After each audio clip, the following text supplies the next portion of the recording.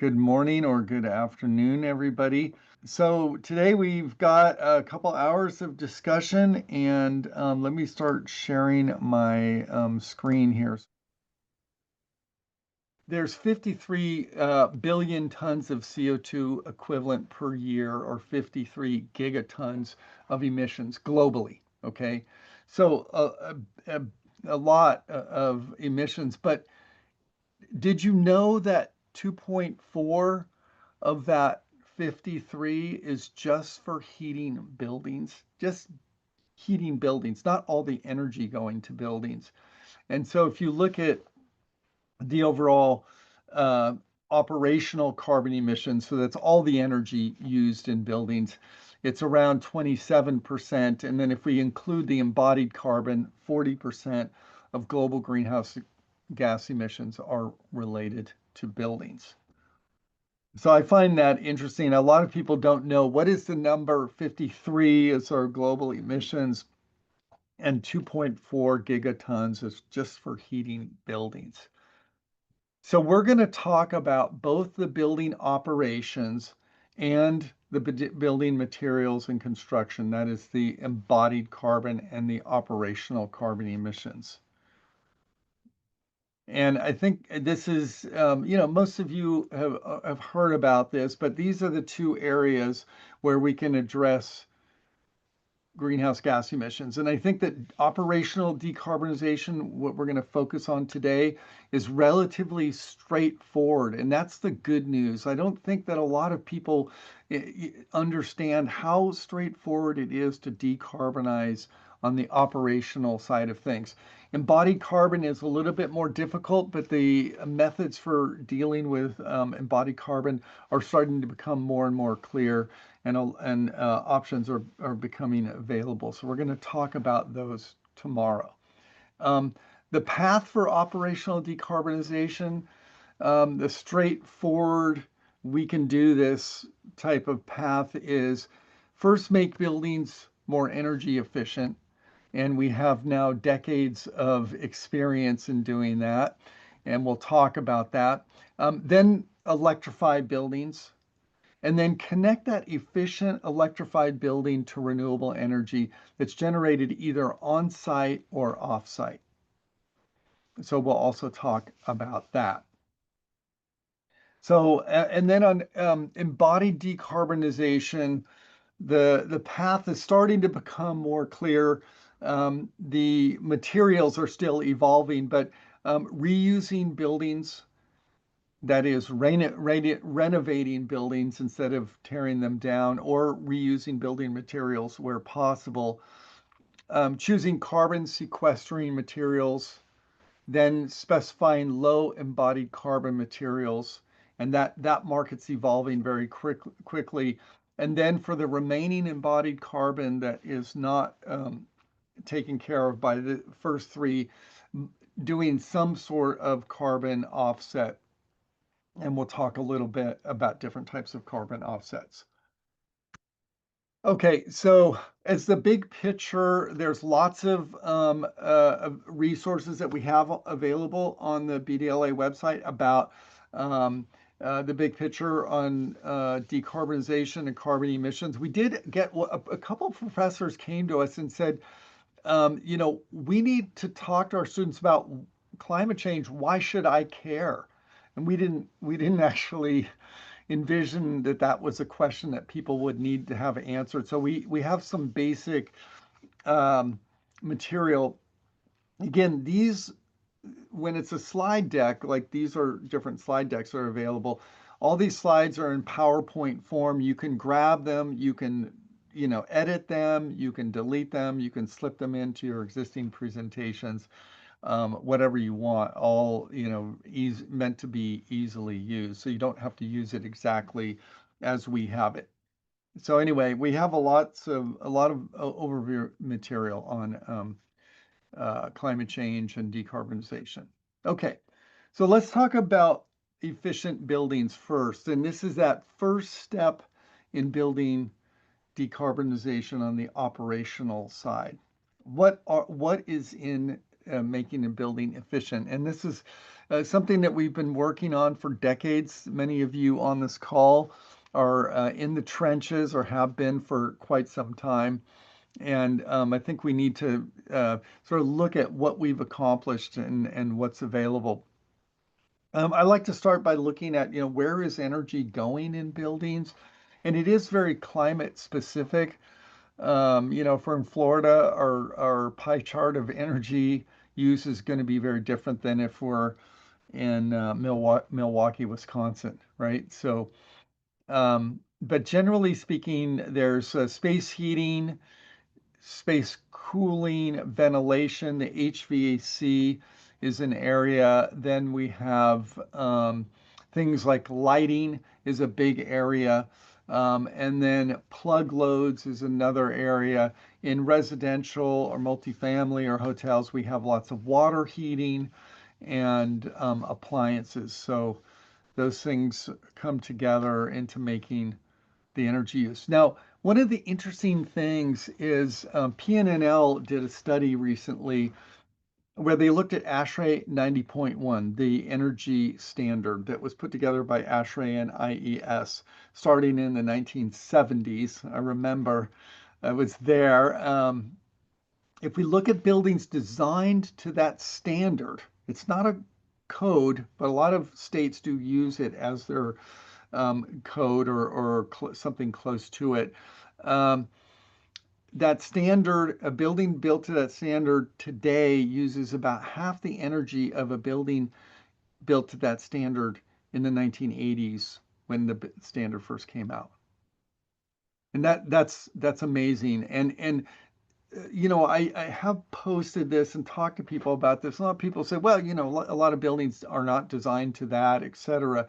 The overall building energy consumption in the US per square foot has gone down by 20% during this period. So it's not the 50% that we see in new buildings, but it has influenced the market for things like lighting, HVAC equipment, all these things. So it's actually gotten easier over time to design buildings that are lower energy. And we still have the potential to continue to reduce this. I did a study for a utility a couple years ago where we looked at the ASHRAE 90.1 today and what could we be doing to make a building more efficient using state of the shelf, things that are easily available today. And we found that by improving the building envelope, the lighting, the plug loads, in the low friction system on the HVAC, and then applying heat pumps, so we could get a 40 or 50% reduction in energy use by just using state of the shelf things compared to where we are with 90.1. So that's continuing to drive down the energy is still very doable. And then in this case, we looked at putting 40% of the roof with PVs and then 80% of the roof with PVs. This is the 3 or 4 story building that we were studying. And we were able to get with 80%, 100% of the annual energy use covered with the PVs, 80% of the PVs 80% of the roof covered with PVs. So energy efficiency is in a sense the unsung hero of decarbonization with its potential to drive down energy use. So let's dig a little bit into what is there in energy efficiency. I'd like to start with thinking about architecture and building design. Just as a quick glance at some of the things that are available. Better glazing systems are available. Low E glazing is one of those things that is hugely impactful. Electrochromic glazing, exterior shading. Recently, I was given a sample of a vacuum glass by a company called Luxwall, and there's several different glazing companies now that have vacuum glass. And this has a center of glass R value of R4 or R18, which is stunningly high amount of insulation, and the thickness of the whole overall assembly before the frame, just the glass itself, a double pane glass with low E coating, was about a little bit over half an inch. It was just amazing the thinness of the assembly and the overall insulating value. So there's lots of activity in glass that's very impactful. I do think that how we think about shading on buildings, exterior shading especially, is important. There's this interest or excitement around all glass buildings, and regardless of climate, unshaded. And what we're finding is that buildings like that do have a much higher energy use. And then there's things like just simple insulating techniques have improved, and options. There's lots of options for addressing thermal breaks in walls and tightness of buildings. So building techniques have improved a lot. And the thing that is oftentimes not discussed when we look at buildings and building insulation, building tightness, is its impact on the sizing of the HVAC system. And I've worked on buildings where we're able to significantly downsize heating or cooling to a point that the system that we're buying now is significantly cheaper and helps to pay for improvements in the building envelope. And there's lots of good examples of that. And I think the sort of the gold standard in that area is the Passive House standard. And you can, look that up. So um, I boil it down into roughly 10 categories of efficient architectural strategies. Building orientation and massing really matters. So many of these things apply to new buildings, but some of them apply, like a better building envelope, apply to existing buildings as well. So what about lighting and daylighting? Really, again, a very big and impactful area. And we really have come a long way in understanding lighting and daylighting. We used to design buildings that had low ceilings and high cubicle walls or fully enclosed offices, and daylight and views was not considered. And now we're starting to think about buildings where daylight and view really do matter and are emphasized. And there's lots of research on daylight and views. Now, there's some groundbreaking research that was done in California on schools and K through 12 schools, and kids' test scores in schools that have better daylighting and views. Um, I was part of and consulted with Walmart when they were looking at daylighting in their stores. It's a little while back, but they took a few stores and had half of the store with daylight, and most of their daylight was just through skylights, and then half the store with no daylight. And they would take a product and move it into different parts of the store and see if the daylight had an impact on sales, and it did.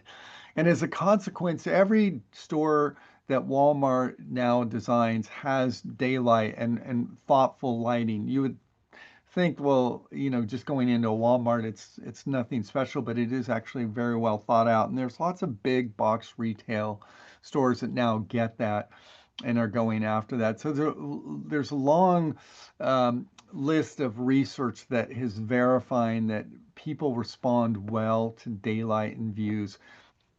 It also helps to lower energy consumption. So it's one of those win-wins that's just super significant when we're doing lighting design, thinking about this layering of lighting, of not just flushing an area with lots of light, but having ambient lighting. It's usually more gentle, and then task lighting that can be user manipulated to provide higher lighting levels when you're doing a task that needs it, and then accent lighting to create that architectural interest in a space. These things put together can create great lighting, but also lower energy use. And then obviously the lighting sources have evolved a lot, and LED lighting is one of those things that's just been hugely impactful. And we're now in a situation where fluorescent lighting is becoming hard to find. Incandescent lighting also very hard to find in LED lighting. It comes in all shapes and forms, is significantly more energy efficient, but lasts longer, is tunable, can have high lighting quality. So when we put all the lighting concepts together, and there are many, this is just a snapshot. Um, the foundation of great lighting and efficient lighting is leveraging day lighting in spaces. So there's a lot there. Surface illumination and this ambient task accent lighting is the next step of high quality lighting. Then the source and the type of luminaires that we use, and then ultimately controls. So a lot of folks will just jump to, we'll use LED lighting, everything's fine. I've actually seen LED lighting be a high energy user, believe it or not, because people ignored day lighting, surface illumination, and the task ambient options. Altogether, when you put all of these together, it's entirely possible in residential or commercial buildings to come up with lighting energy consumption that is 80 or 90% lower energy than just flushing a space with a light that's not very well thought out. So let's move over to HVAC and jump into that for a second. Um, this is an area that's less well understood because a lot of times HVAC is behind the scenes. But one of the things I like to say is that the best HVAC system is a better building envelope, right? And there's two reasons for that. One is a better building envelope will just require less heating and cooling, but more importantly, a better building envelope will result in better comfort. Right, we've all been in those spaces that are floor to ceiling glass on a sunny day and the sun's shining in and it's creating not only glare but thermal discomfort because the glass heats up and the space, even though the temperature might be right, the space feels very uncomfortable. Right, so a better building envelope will prevent that from happening so that we don't feel uncomfortable, but we have better glass and maybe more moderate amount of glass, or we have some sort of exterior shading so that we still have the view in the daylight without all the heat and discomfort that comes along with it. And then a smaller HVAC system that will be lower energy, quieter, and won't result in as many thermal differences in a space.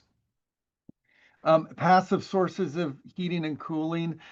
When I first started on buildings, we were talking a lot about things like solar greenhouses and all these things that were only applicable on residential, and it didn't actually work that well. But we now have evolved our thinking about how we take advantage of passive sources of heating and cooling. And I think, the probably the most common in commercial buildings is the idea of not operable windows, but what we call air side economizer, and that's just simply using outside air through the air handler, but untempered.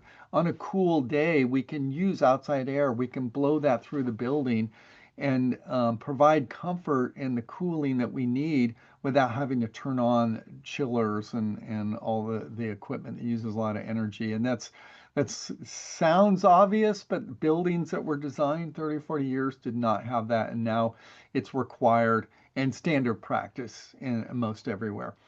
So there's lots of good examples of passive sources of heating and cooling. And we have become a little bit more sophisticated of how we can take advantage of passive solar heating in cooler climates. Um, Another area that's often overlooked in HVAC design is this idea of low pressure drop piping systems.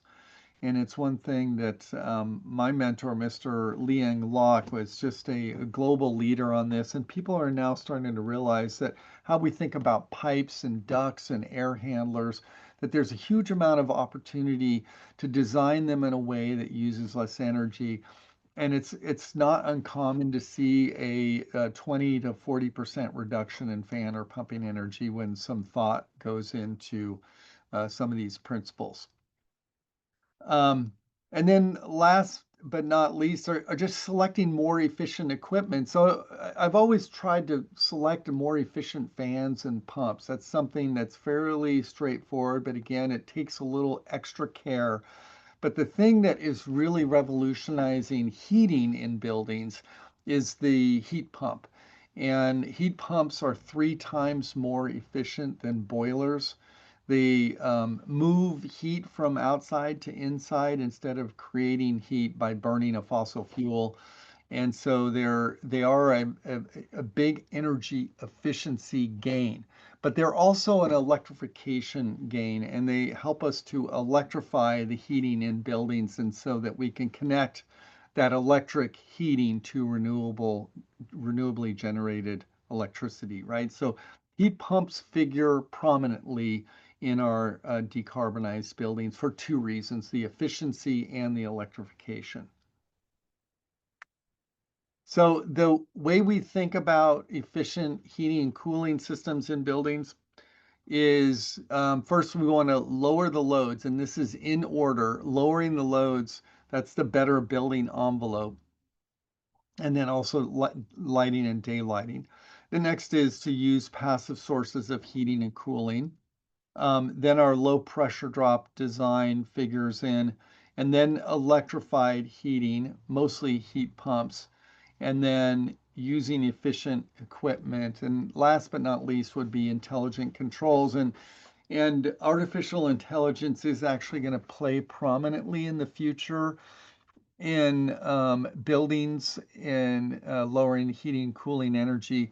A lot of engineers will go straight to the controls, figuring there's not much they can do to improve the efficiency, or they can't influence building envelope. But generally, the best heating and cooling systems do follow this path. Okay, so what are the overall impacts when we put energy efficiency together? I think that over the last few decades, there have been some very significant energy efficiency blockbusters. And LED lighting is one of them that we all know. And there's several hundred power plants globally that are avoided because we have more efficient lighting. People have done the numbers on that, and it's somewhere in the neighborhood of 200 or 300 power plants are no longer needed or otherwise can be used for other things. On the upper right is a picture of a variable air volume box, VAV box. This is for heating and cooling.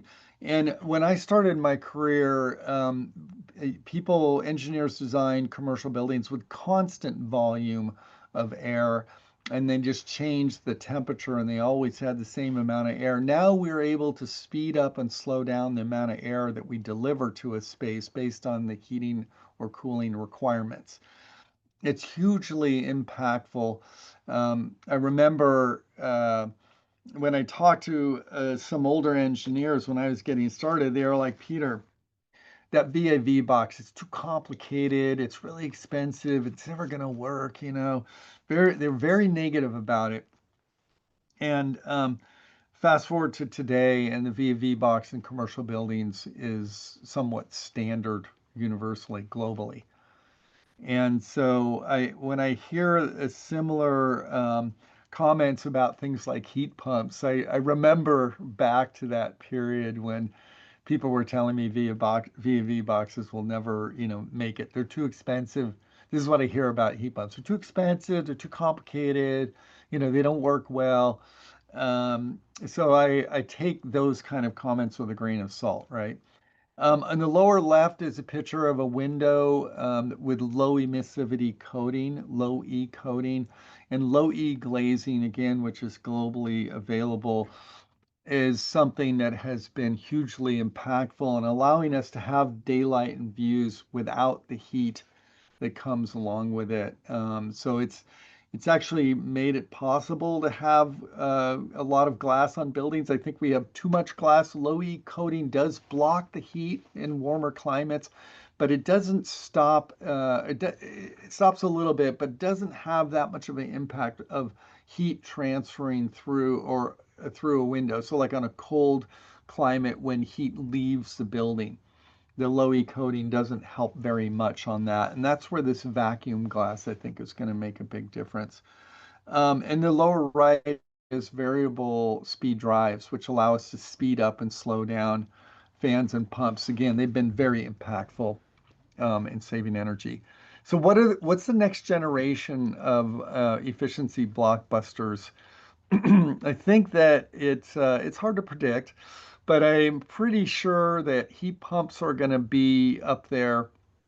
They're already gaining a lot of momentum and traction globally, and I'll talk a little bit more about that. I think that AI for energy optimization will be something that's very impactful, and there's little signs that this is going to happen.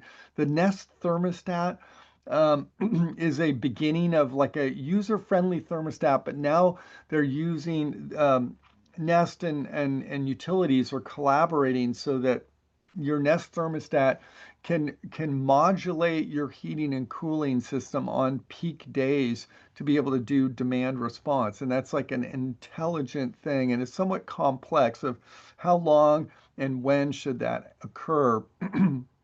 But it's now starting to happen. Grouped together, tens of thousands of homes can actually have a noticeable impact on the grid on peak days. So it's a very interesting snapshot into what's possible there. Induction cooking is going to have a big impact of allowing us to do very efficient cooking that's electrified. And I'll talk a little bit more about that. Integrative design, more thoughtful design, where architects and engineers and builders are working more closely together, come up with optimized solutions, is part of what's going to change design. And I do think that some version of personalized comfort is inevitable.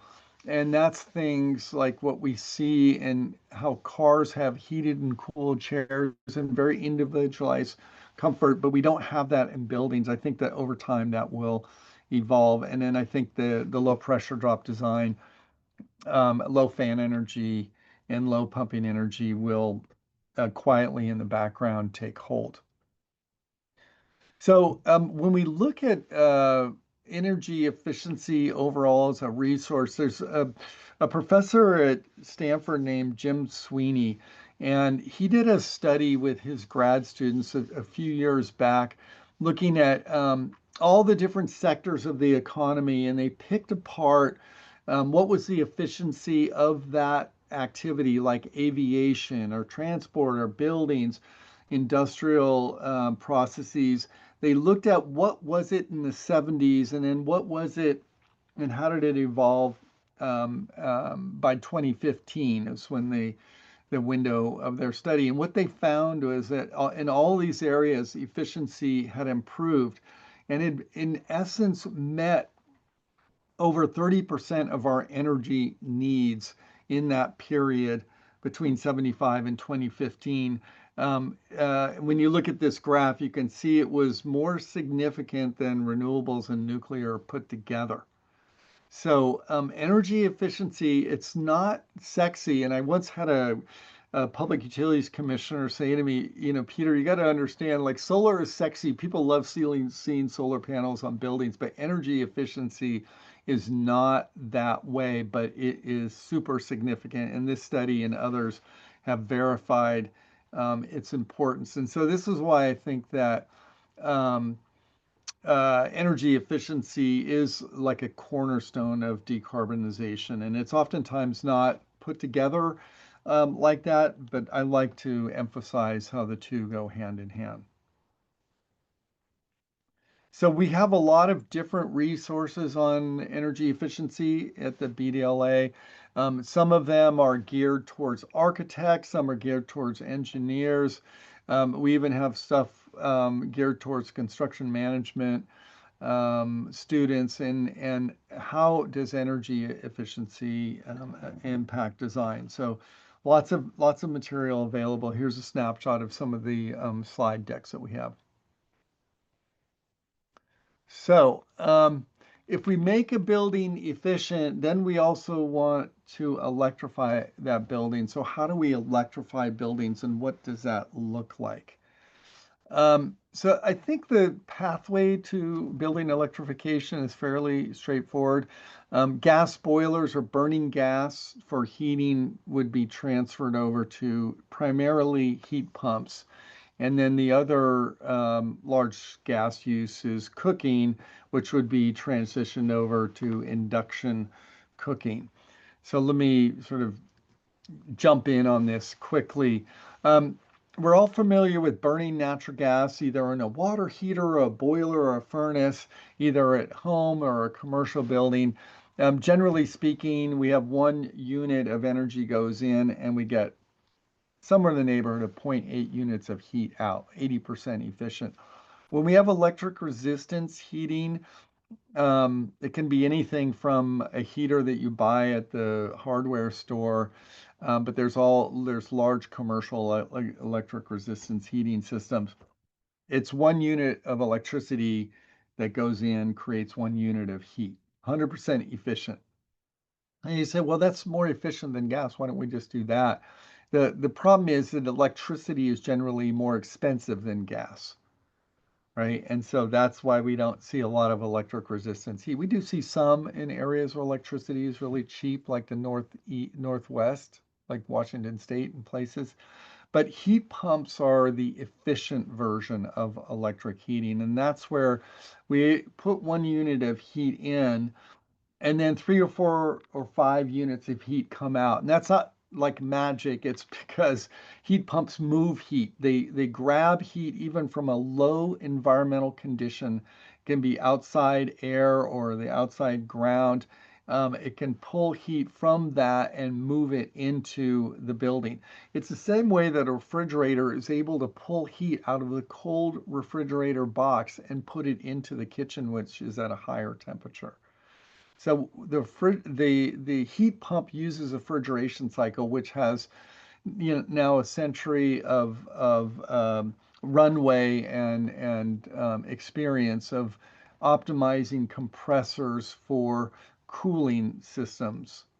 And so we're just taking that same refrigeration cycle and doing it in reverse. And so generally speaking, we're not inventing a whole new technology. We're just redeploying something that's been around for a while. So here's that, 100 units go in, and we can get 300 units out compared to, like, let's say 85 on the boiler. And I think, the results vary depending on your gas rates and electric rates when we start to turn that into cost. But generally speaking, from an energy perspective, very efficient. We recently did a project in Atlanta where the heat pump came out very much cheaper as far as providing heat.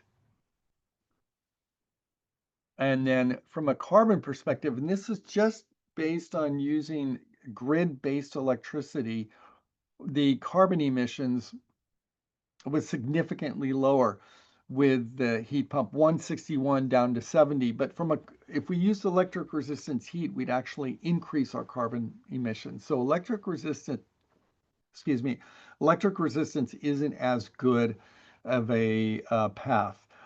Sometimes we use electric resistance when we spend a lot of energy making the building envelope really tight and really well insulated, so we have so little amount of heat needed that we can go ahead and use electric resistance heating, because they per unit it might have more cost or more emissions, but we're using significantly less of it, so that the overall impact of the building goes down, right? So that's an interesting use case. But if we look at on the right-hand side, using a heat pump where we're able to purchase renewable energy, those carbon emissions, renewably generated electricity, those carbon emissions could go down to zero, right? So all right, and what does space heating with heat pumps look like? There's a wide variety of options now available in the commercial sector. There's things like package units, there's air source heat pumps for making hot water at commercial scale. In the residential, actually, heat pumps have been available for residential for quite some time. And the beauty of it is that these systems can be set up to provide heating and cooling. So where you might have a heating system like a furnace and a cooling system, an air conditioner, you can combine those into one system, a heat pump that does heating and cooling. So there's the split system, there's central systems, and the residential heat pump air conditioner has actually been around for a while. And if you look at the cost of just buying one piece of equipment, the heat pump air conditioner is a little bit more expensive than an air conditioner alone.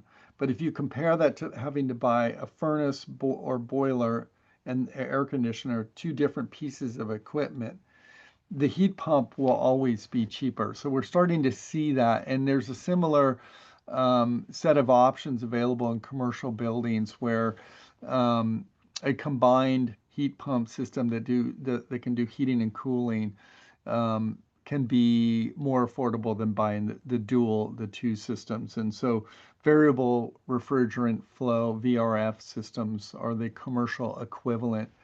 And so we're seeing those get a lot of traction. In lower cost projects, we've used the through the wall unit. It's not the super attractive thing, but it's very low cost, very simple, and they have a heat pump version of this that can do heating and cooling, so it's efficient and low cost. Here's that variable refrigerant flow system.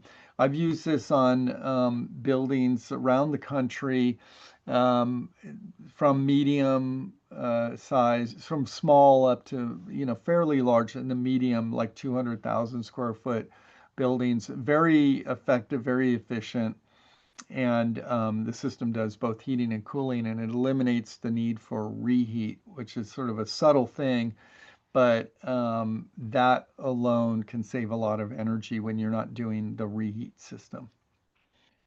Heat pumps can also be a ground source that's been around for a while.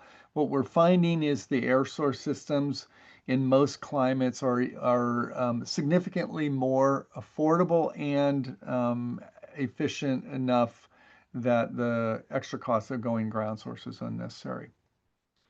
There's also heat recovery chillers. We start moving in bigger buildings. There's a variety of larger buildings that are now using a heat recovery system where the system is a heat pump. It makes hot water, but the waste product is chilled water. Or another way of looking at it is a chiller, its waste product is hot water. So if we have a simultaneous heating and cooling need, which some buildings do have, heat recovery chillers make a lot of sense. And there's now a growing number of large campuses um, in academic and private sector where a centralized heat pump system makes sense. Stanford does have one of those, and where they had a cogen system that was decommissioned and replaced with this centralized system where they have chillers that make cold water and hot water. If it's the morning when they need the hot water, they send the hot water out to the buildings. They don't need the chilled water, they'll store it in tanks and then use that chilled water in the afternoons. So they have a tank system to be able to store if there's excess heat or excess cooling to use in different times of the day. So the heat pump system can be small, like a little split system, and scale up to large district systems. And we're also seeing district systems now in Europe that use large scale heat pumps. And at Stanford, that centralized system was responsible for the single largest greenhouse gas emissions reduction, over 50% reduction when that system went online. So that's kind of an exciting thing. And then what Stanford has done is they now purchase a large portion of their electricity from solar generated electricity farms. They have two solar plants that they've invested in. And so the solar, also with batteries, is able to provide renewable energy to campus. Domestic hot water is also available with heat pumps. There's residential style systems that look similar to water heaters that we might see normally, just with a little heat pump on top. And then there's commercial size systems that have bigger units outdoors. And there's even now a heat pumps, a variety of heat pumps that use CO2 as a refrigerant. So the refrigerant issue is now being addressed. Refrigerants do have a high global warming potential.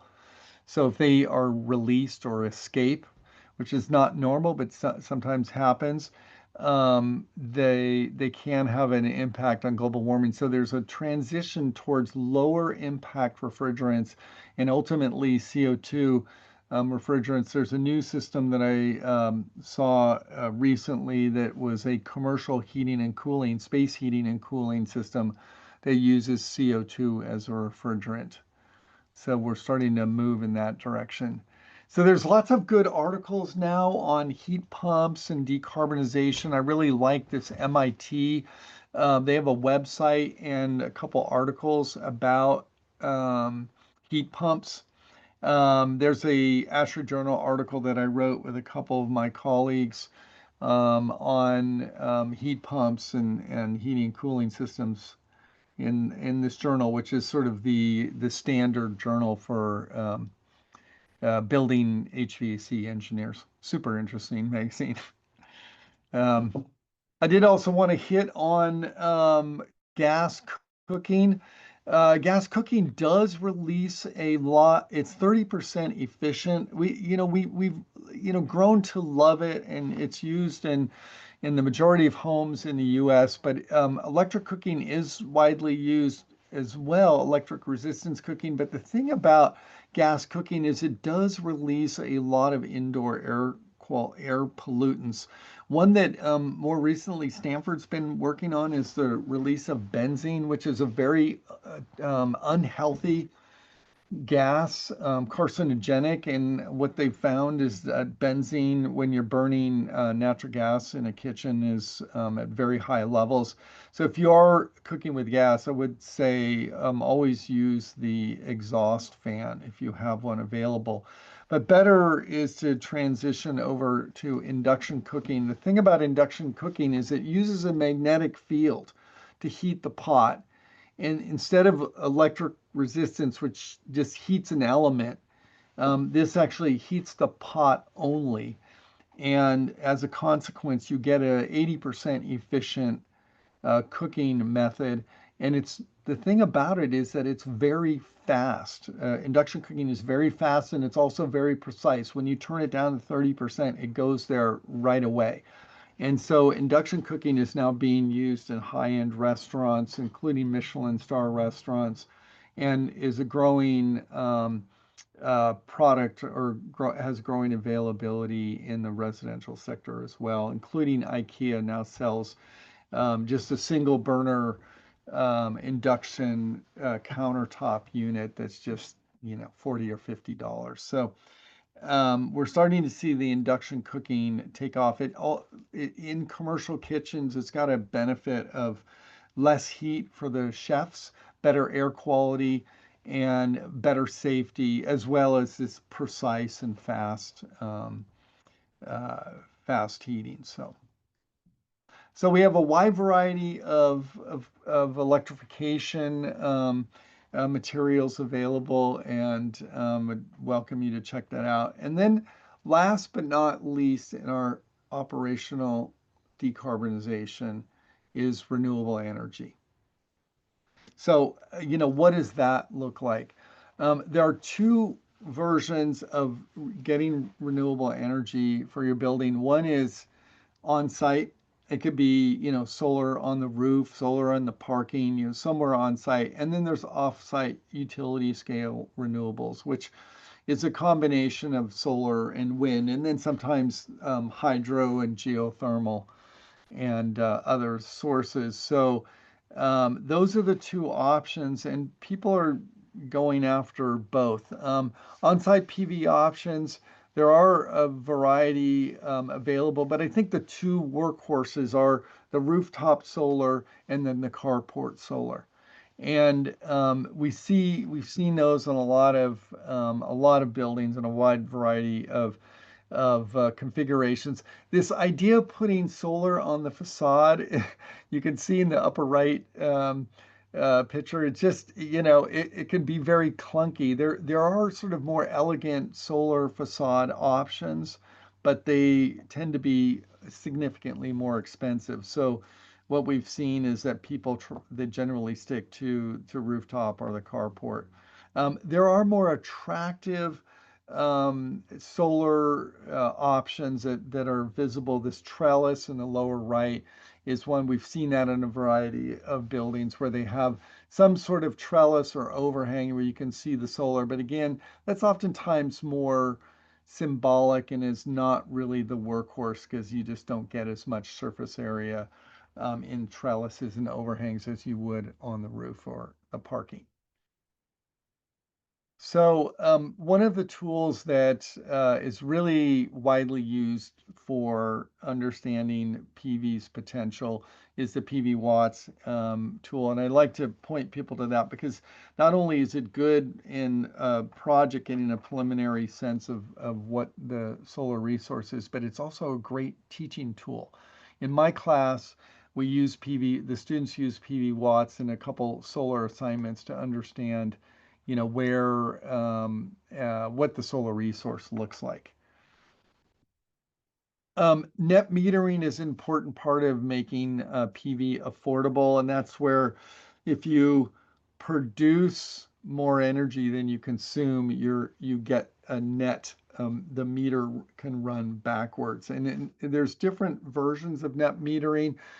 Some states have very generous net metering, some have not very generous. In California, we have something in between because the net metering was so generous that it started to become a burden on the utility. So they now have something that's sort of in between, where there's no net metering or not very good net metering. It starts to make sense to have an on-site battery, and on-site batteries are still expensive, but the price has been coming down. In countries outside of the US, there's feed-in tariffs, and oftentimes those are more attractive than net metering. So utilities are trying to encourage people to generate more electricity with solar. And so you'll get these generous feed-in tariffs or other incentives. So net metering is helpful, but not required. A lot of states have one version or another of net metering. And this is for, the on-site solar. So we can get batteries. There's residential scale batteries now available that are fairly off the shelf, but there's commercial batteries now available. Tesla is one, there's others. And where you have high demand charges or time of use charges, batteries can make financial sense today, even though they're still somewhat expensive. When you look at their potential to peak shave or to shift energy use to different times of day, it can be significant. Battery costs have come down a lot, primarily because vehicles and also consumer electronics are using a lot of lithium batteries. And so we're starting to see the stationary batteries become significantly more affordable. The interesting thing about stationary batteries is that most all of them are this lithium ferrous phosphate type that don't use cobalt. So the metals that are used in them are less environmentally impactful. So we're able to do that. And then there's also in some countries they're starting to use the used car batteries are being repurposed for buildings. I should say about batteries, question I get a lot is like, what about the recyclability? Batteries um, are not thought to be recyclable, but they are. Lithium batteries are recyclable. And I think the best example is there's a very large factory that's been built in Nevada, not far from the Tesla Panasonic battery factory um, in Nevada by a company called Redwood Materials. And they have over $10 billion of investment and that's gone into this factory. And so they have a large lithium battery recycling facility. It's going to be able to to capture the vast majority of metals that are in lithium batteries. So that's I would say that batteries, the stream of recycled batteries is not very large now because most of the electric cars are still that were produced 10 years ago are still on the road and the batteries are still in use. But we will start to see a stream of batteries for recycling in the next, 5 or 10 years. So that's something that will become a resource there. So pairing batteries with a solar allows you to take the excess solar that's generated during the day and use it at night.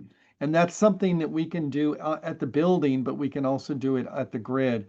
And now during peak periods in the early evening in California, batteries are discharging around 10 gigawatts, which is we have one nuclear power plant in California that provides 2 gigawatts of electricity. So batteries are now during peak periods 5 times more important than our nuclear power plant, which is kind of an interesting thing. So batteries are becoming a big player.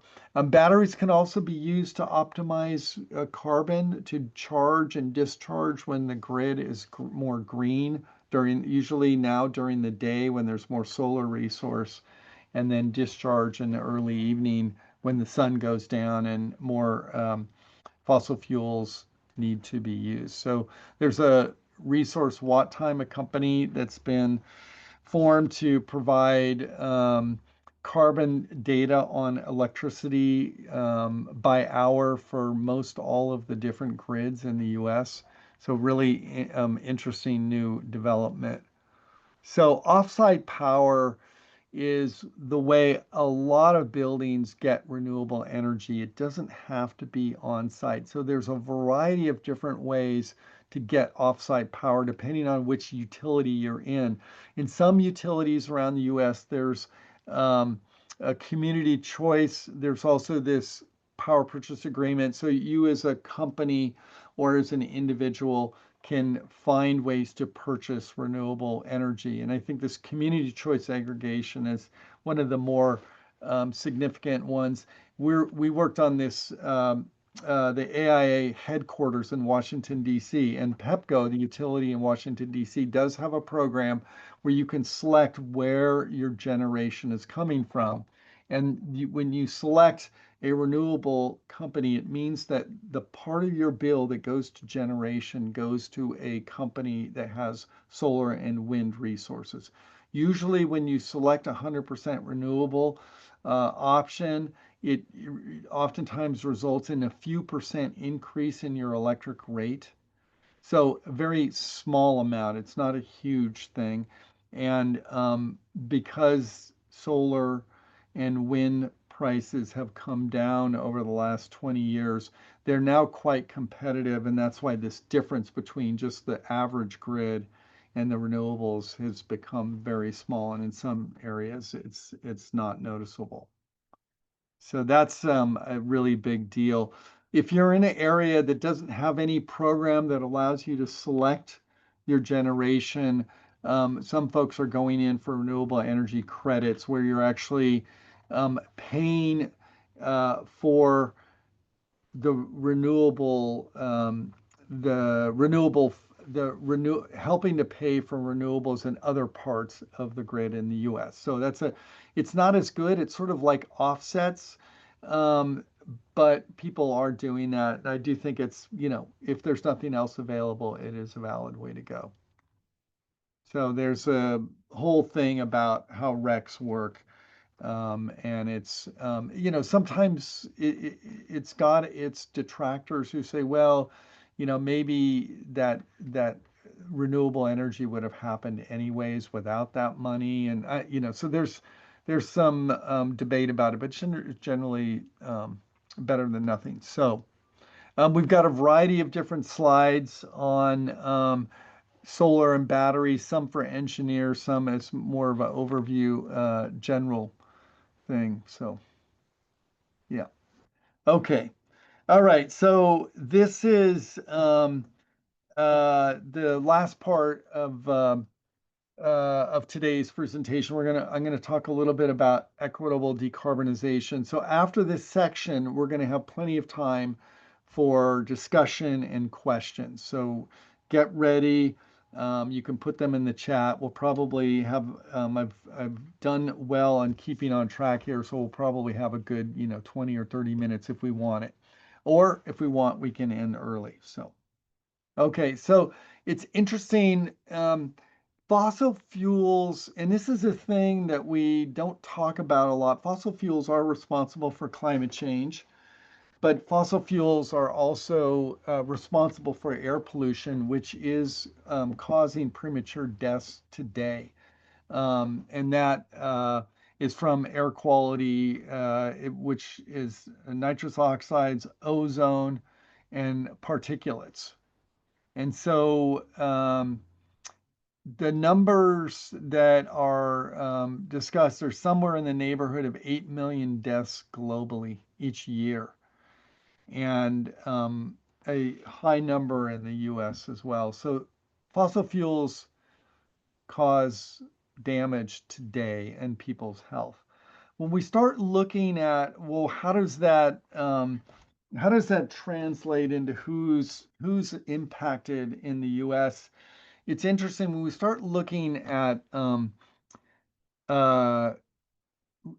different communities. One of them that's interesting to look at is this whole idea of redlining. And redlining, if you're not aware, was a, a series of banks coming together and saying, we're going to rate different neighborhoods at different credit worthiness, and it created it created housing inequities and higher rates and lower income neighborhoods and a variety of things.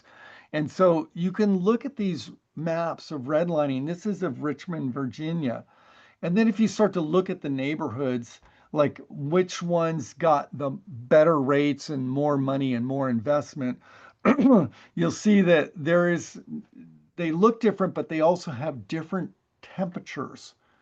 So the temperatures are higher in neighborhoods that were redlined and not given as attractive loans. And so if you start looking at summer temperatures and compare that to the redlining map, it looks very similar. So there's inequity, and this is just one example. There's many examples of inequity that has been baked into the system. When you look at housing energy efficiency, um, that older houses in low income neighborhoods have higher energy use per square foot. They're less efficient, right? And so that sets off, and it comes from a variety of things, a higher energy burden for lower income people. So, but at the same time, I find it it's exciting slash interesting that Hispanic, Latino, and Black Americans are more likely to be alarmed or concerned about global warming, right? And so the folks that are being impacted or have higher energy bills are also ones that care more about climate change. So when we put these things together, there's a lot of opportunity to work in lower income communities, communities of color, in dealing with the inequity in energy and also decarbonization.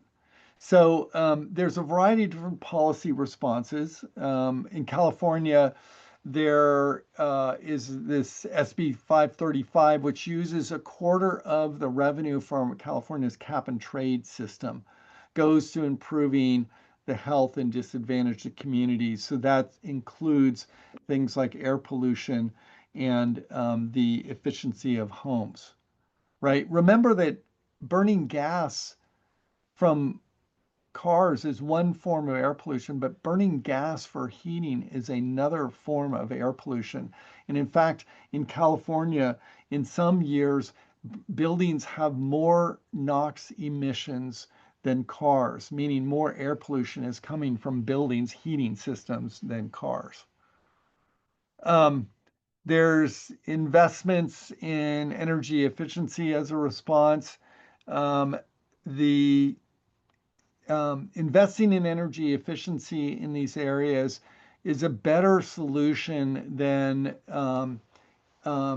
just giving people money or things like that. It's the or helping somebody on their energy bill. Like, here's some money to help pay for energy bill. Well, better to give help with energy efficiency because a lot of these homes are less efficient to start with, but so it helps on the bill, helps with air pollution, and it's a longer term solution. So that's people are looking at that. And if you wanted to have a utility spend money on energy efficiency, the money is best spent in lower income neighborhoods because those neighborhoods are less efficient to start with. There's different investments in energy efficiency. Bank of America has an initiative where they're providing low cost funding and grant support for energy efficiency.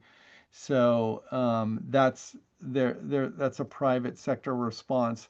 There's also a variety of different initiatives and companies that have been formed. Block Power is one of the more well-known ones where they provide financing for upgrades to homes, and they're working on making homes more healthy and green in low to moderate income communities. So that's a really good thing. Grid Alternatives is another one. There's a wide variety of organizations and companies that have been formed to help in low income neighborhoods addressing decarbonization. And then there's affordable housing. There's some wonderful examples. This is one that we have a case study of at the BDLA in New Orleans, in making affordable housing that was also net zero energy. So the residents of this building do not have to pay energy bills because there's solar on the roof and there's also a battery, and it's an all electric building. So, and very energy efficient and low energy buildings. So I think there's a variety of different solutions. That building has 29 affordable units and 20 subsidized units. So it's very great story. So anyway, and I could go on. There's also a wonderful project in Oakland, 7th and Campbell near the West Oakland BART, where the solar on the roof is going to make it so that residents' energy bills for forever that they're living there is going to be 75% lower than what they would have been otherwise. Today is the of um, second day of a 2-day discussion about building decarbonization put on by the Stanford Building Decarbonization Learning Accelerator. And if you weren't here yesterday, the Stanford BDLA is a free resource of teaching tools on building decarbonization. We have a website where you can go and download free teaching materials, and there's also video resources and trainings. This particular training or workshop will be recorded and posted later on our website. So there's lots of things like that available. Um, Today we're going to talk about embodied carbon. And we yesterday got into operational carbon and how to address that. Today we're going to talk about embodied carbon and how to address that. We're also going to talk about decarbonization policies and programs. We're going to go through a couple case studies. We're going to review some of the materials that are available, and we're going to have a teaching decarbonization discussion. And I'm going to share with you what we've learned from different professors that we've talked to. But I would also welcome those of you who are teaching decarbonization or architecture, engineering, construction management, anything like that. I'll offer or would like you guys to step up and share with us some of your experience, and then we'll end with a next steps exercise. I think that's always a good way to go. I'm gonna stop sharing for just a sec so I can change the screen because we had a couple comments yesterday about the how my head was blocking some of the content. So let me get back on. Um, hold on a second. Okay. Okay, there. So now I'm off on the side, head not blocking the slides there for you. Okay, great. Well, let's jump right in. I thought today we could start with a little quick discussion or review of integrative design because we had a couple questions on that yesterday. And I do feel that it's one of the key approaches for building decarbonization. So, what is integrative design as it relates to buildings?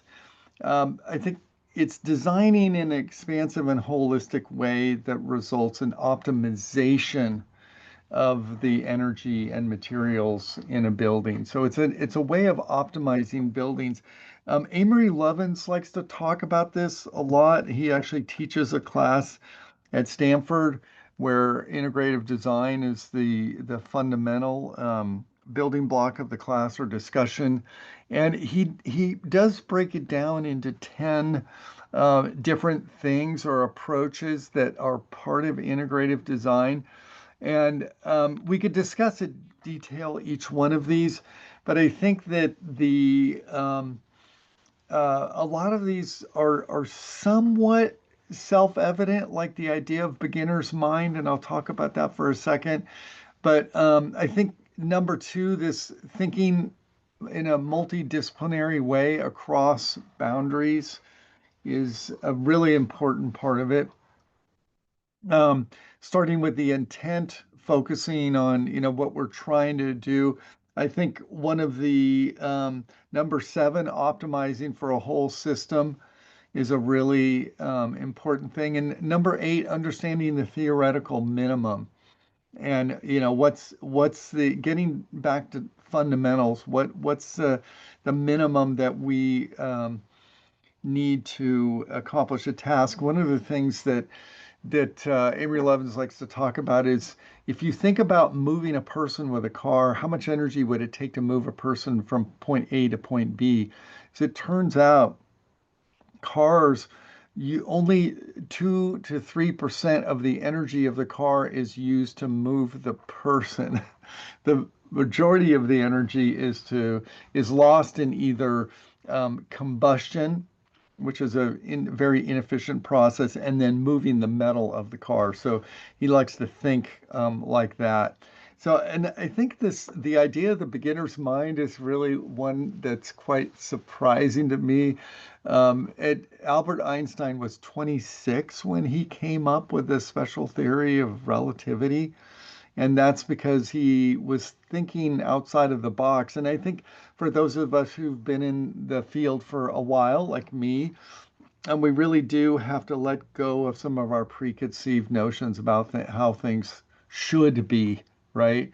And think about, what are some of the possibilities, and listen to even the young folks at the group or at the table and what they have to say about how things might be different.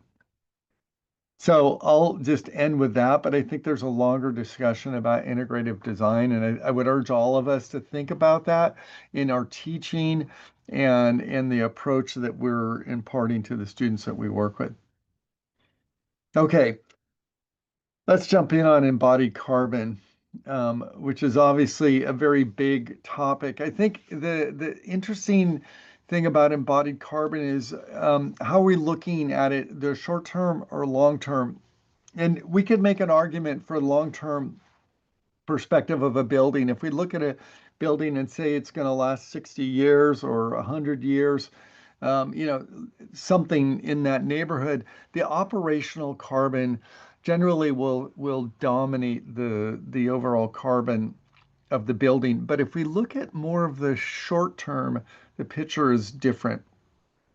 And there is the perspective that the short term is actually very important from a climate change perspective, that the next 20 years are really the most important period that we need to be focusing on, and that the emissions over the next 20 years are critical in terms of the reductions that we need to see. So short term can actually also be meaningful. Another area where the embodied carbon is can dominate the carbon emissions of a building is when we have a very low energy building that's hopefully powered by renewable energy, all the stuff that we talked about yesterday. So if we get the operational carbon right, the operational carbon goes down and we're left with the embodied carbon as the major part of the carbon footprint of a building. So there's a variety of different ways of looking at embodied carbon, many of which result in embodied carbon is a big deal. So what is the path for embodied carbon decarbonization? And I think that generally speaking, the path is fairly straightforward, and that is reusing buildings, meaning we can renovate buildings instead of tearing them down and building new ones. That's one of the biggest things that we can do. Choosing and in America, we have 80 to 90% of the buildings that we're going to need by 2050. So really, for us, it's all about renovating buildings and reusing buildings. In other countries like India, where I've done a lot of work, they only have about half of the buildings that they're going to need by 2050. So um, reusing buildings is not as much of a big deal as it is here. When we do need to buy and use new building materials, choosing carbon sequestering materials where available, like wood and mass timber, is those are materials that capture CO2 and embody them or sequester them into the structure of the building for the lifetime of the building and hopefully longer. And then choosing low carbon materials, we'll talk a little bit about that. And then finally, um, buying some sort of carbon offsets for the remaining embodied carbon that we're not able to eliminate. And I'm not going to delve into the carbon offset discussion. I did mention it yesterday, but there's lots of information online about that. But let me just say that there's certified and quality carbon offsets, and then there's low quality offsets that are questionable. So you can do your own research on that. All right. So what about sequestration and carbon accounting, and how do we want to think about that? If we're talking about wood, uh, trees absorb carbon, and then that carbon is in the structure of the wood. We do have some carbon emissions when it comes to processing the material and transporting the material wood to the construction site. So it's not a zero carbon material, it's just very low carbon. And then at the end of the life, what happens to the wood? Um, will that carbon be released because the wood is decomposing, or will the wood be reused elsewhere, right? So it's an interesting thing. I think if you think about what's the most symbolic thing that we're seeing today about we want to address embodied carbon, it's the mass timber building. We're seeing that a lot on buildings that, okay, this building is addressing embodied carbon, it has mass timber. So we're seeing a lot of buildings, a lot in the academic arena. So buildings being built on campuses. There's also a push on mass timber buildings in tech companies.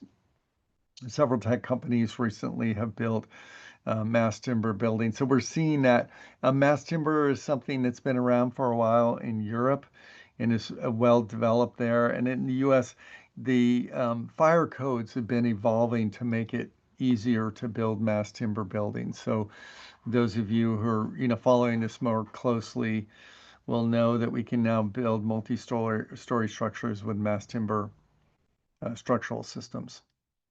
So there's a lot of change in that.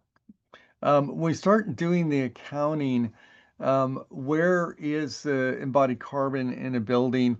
I think that we a lot of times look at the big categories, the substructure, the foundation, superstructure, the structural system, and the enclosure of the buildings. And these do make up the largest categories. But if we add in some of the other systems like the interiors, things like carpeting and furniture, the building systems like HVAC system, electrical, wiring, and then the site and the emissions related to preparing and modifying the site. Um, the carbon emissions are actually significantly higher. And so when you're looking at the carbon emissions of a building, you really want to include all of these things. And there's in each one of these disciplines an effort to try to understand what are the embodied carbon emissions of HVAC systems now. There's a whole effort on that, or interiors. There's a wide variety of folks that are working on that. And now you can start to find furnishing that has CO2 emissions numbers associated with it, so you can start to compare. So when we look at all of the categories and start to break it down, this is really what you need to do. You can start to understand where are the biggest emitters, right? And so if you start to look at it, um, the steel and concrete tend to dominate. And even on the enclosure, when we look at this enclosure part, it's the metal on the enclosure, steel and aluminum used in the window system, that dominates the enclosure. So metal and concrete, or actually cement, are the things that are the most impactful. Globally, cement is responsible for somewhere in the neighborhood of 6% of CO2 emissions. Cement has two things going against it. One is that when you process limestone into cement, it releases CO2 in the reaction itself, but it also takes and requires a lot of heat. And so usually fossil fuels are used to heat up the limestone in the conversion process. So there's two big emitters related to cement. So cement is a really big thing, and that's why there is this push to try to look at alternatives to concrete structural systems. So steel is actually better than concrete, and then wood is better than steel and concrete. We need to do the numbers. So there's a lot of new low carbon building products that are becoming available. And the question oftentimes is, what's the cost premium? So mass timber does come with a cost premium depending on the availability of wood and mass timber products in the area where you are. And obviously, if you're in Canada or parts of Northern Europe where it's common, it's going to be cheaper than if we're in places where it has to be imported. The concrete optimization can be a low cost thing. I'll talk a little bit about that. Steel and rebar have a relatively low cost premium, and are becoming low carbon versions of that are becoming available.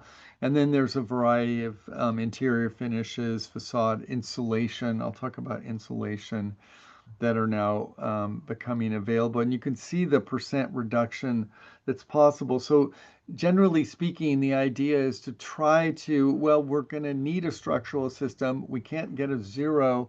We might not be able to get a zero emissions structural system. Let's go for one that's lower emissions. So there are cement and concrete. There's a lot of discussion of how can we fix this, and create better products. And so there are a wide variety of companies that have sprung up. They're getting, even venture capital funding. There's lots of research at different universities. One of them that's very interesting is called Blue Planet. And Blue Planet has a CO2 sequestered concrete where they actually capture CO2. A lot of this is from boiler systems and heating systems, and they're able to incorporate that into the reaction and have that CO2 embodied in the cement. So depending on the amount of the aggregate, their aggregate that's mixed in, you can get to a carbon neutral or even a carbon negative cement or a concrete uh, system. So that's interesting. This is not widely available, but it's interesting. There's a variety of other products that are now available, and um, Climate Works is a nonprofit that's been working on this, and there's a lot of information available. There's additives that have been available for quite some time to concrete mixtures that provide strength and but reduce the amount of cement needed. So things like organic material like rice husk, but slag and fly ash is something that's been around for a while as an additive, and it changes the curing time, but oftentimes can result in stronger concrete. And so fly ash is widely accepted as an additive to concrete mixtures. We've been using that for quite some time, and there's a discussion about how much fly ash can be added. And it can be, I've worked on projects where it's up to 50%. I think that most people are comfortable with 20%. It takes a little bit of extra work to figure out the higher percentages. Um, Recycled steel, we do have the vast majority of steel in the US that we use in buildings is recycled, which is good, but we can melt steel with an electric arc furnace, and the electric arc furnace can be powered by renewable energy. And so Nucor Steel, which is a US steel company, now sells a steel that they say is 100% renewable energy and therefore very low embodied carbon. Obviously, you have to pay a little bit of a premium for it, but that's like an interesting development. So steel has the potential to be low embodied carbon. But there are also natural materials, and we do have uh, a good amount of material about these natural materials that was put together by Bruce King, who's a structural engineer, has been working on low embodied carbon structural systems for many years. One of them is this gabion baskets. And so it can be used for retaining walls and a variety of other things. Also, rammed earth uh, is a very interesting and beautiful material, appropriate for certain buildings, not others, but very interesting, and it's quite strong and just looks fantastic.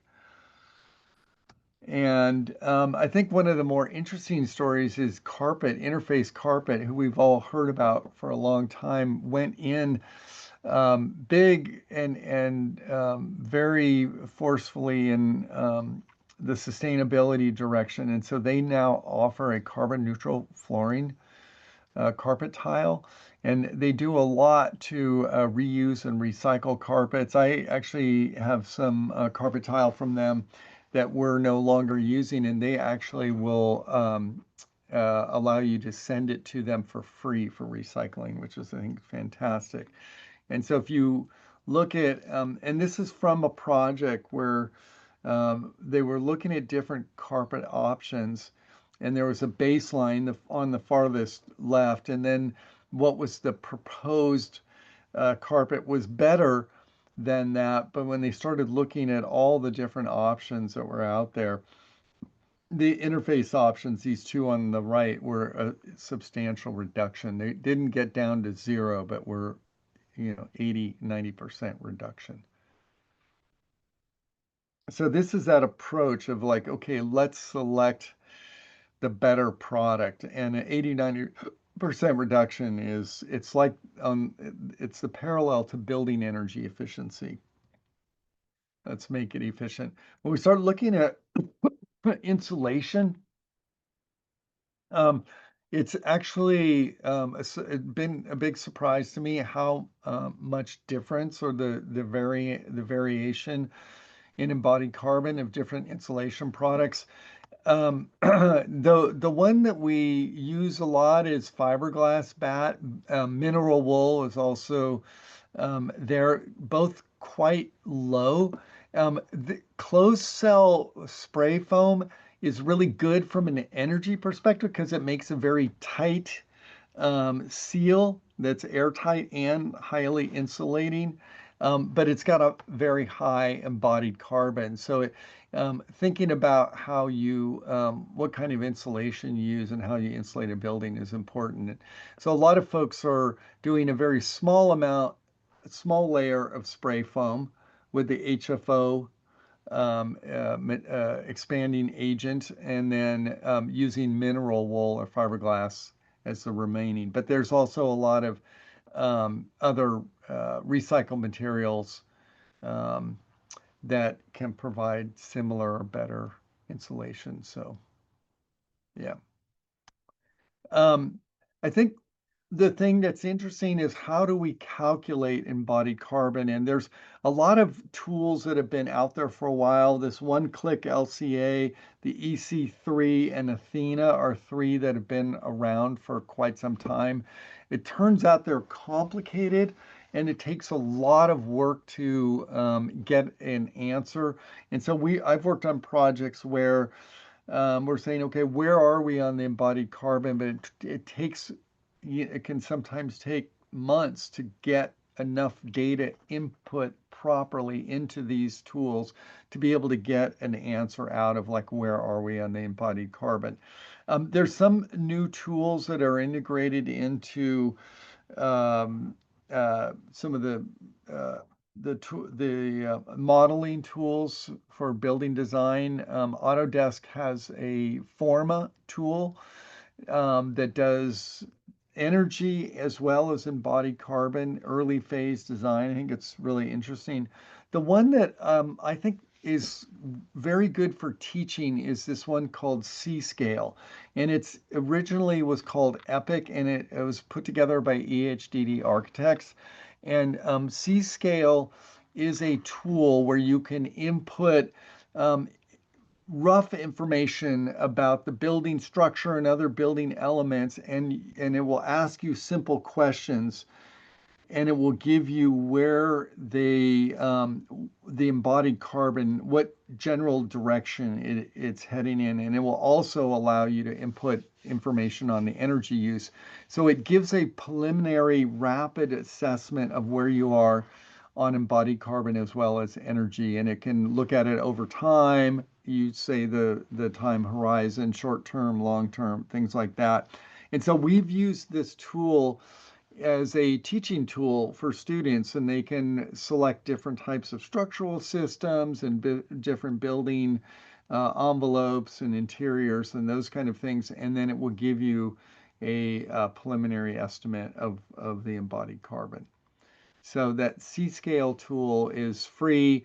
It does have some premium things that students don't need to use, but we find this to be a great way to get at the embodied carbon as a learning thing.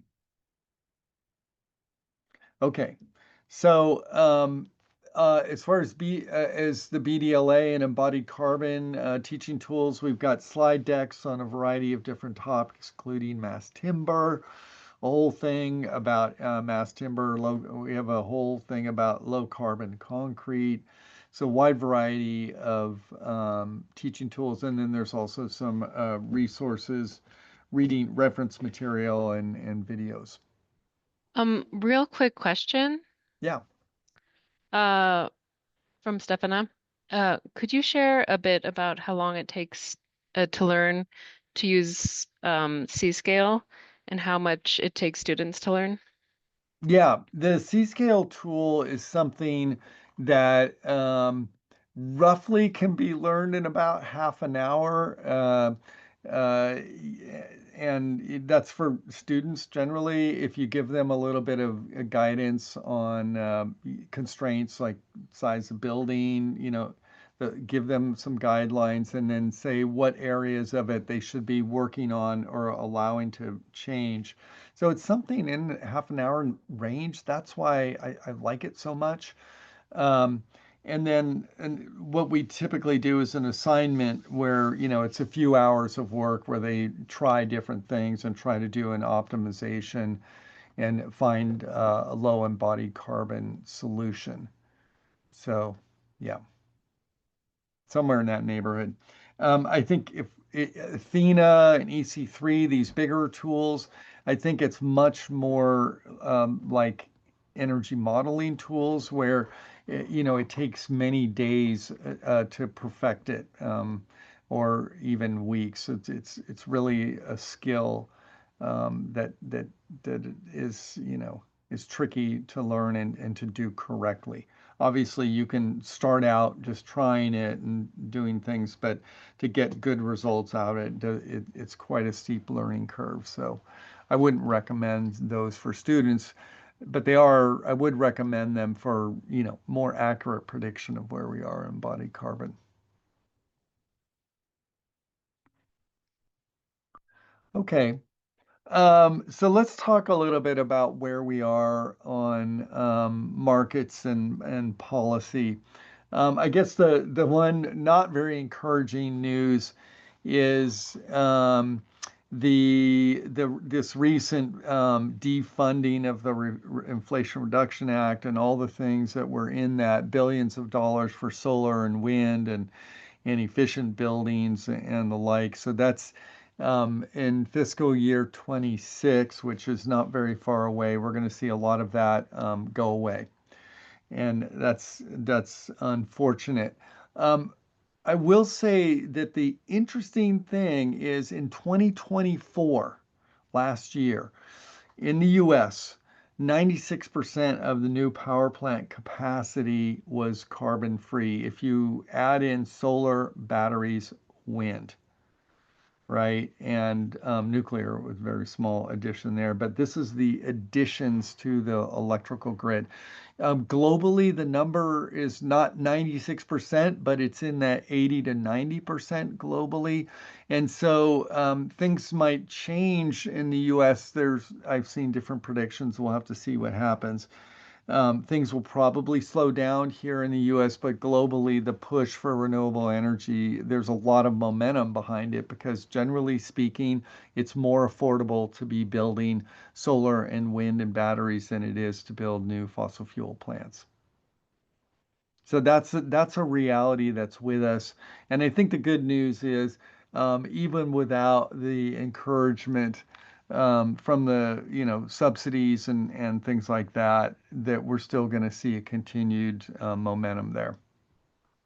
I guess one of the numbers that I saw recently was in the U.S. we'll see maybe a 50% reduction in solar and wind additions over the coming couple of years. So that could be, but that means 50% reduction means that we're still about 50% of the new energy added to the grid is renewable. So that's still relatively good, and we'll still see globally a lot of activity. Now, the thing that's interesting is that there's state legislation that's pushing decarbonization.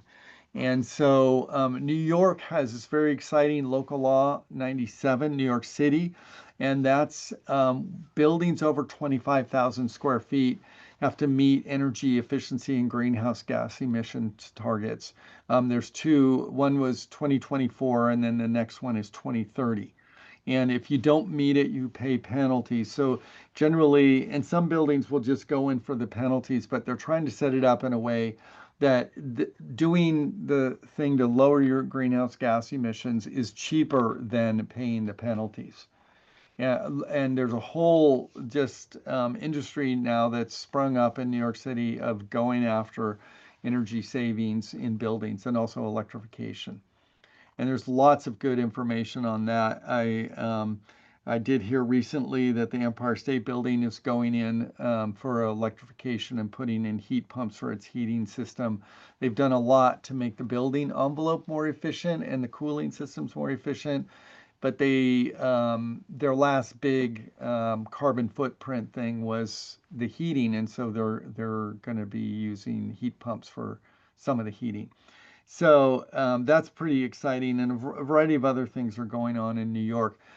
California has a fairly aggressive program on decarbonization. I think one of the more significant things is that the grid has a requirement, it's a renewable portfolio standard that it must be carbon free by 2045, all the electricity.